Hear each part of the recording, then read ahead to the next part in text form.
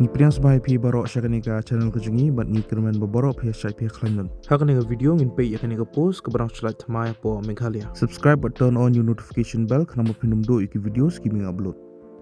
Pila ban follow ru ingi po ke Instagram account kejungi kenapa pinyo jing tip man kapor adang ila ada play video po YouTube. Ke District Legal Services Authority West Khasi Hills District apply ikanika post mentau banai arajar opesan. Kakateng juga dengan post kedai office assistant dan dikelak. Yang sepelong yang ka walk in interview haka apunyo terik benai me arajar opesan.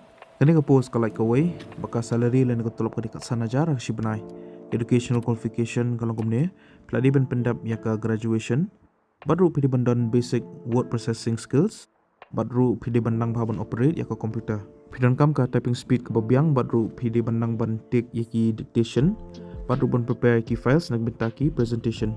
Dan kamru benang hakikam file maintenance but processing. Ki candidates ki belong eligible bagi buku aban apply ya kini ke post pihak ban pendap ya ka standard application form mat pihak ban submit ya kini ke form badru ki self attested documents artli ki passport size dor ki jongpi mat ka di ban draft ba she's pasan pau kabapi draw in favor of District Legal Services Authority Nongston. Syabakin pelong ya ka walk in interview pihak ban lihat syua ya ka typing speed test but kiba qualify kin sasya ban appear ya ka interview.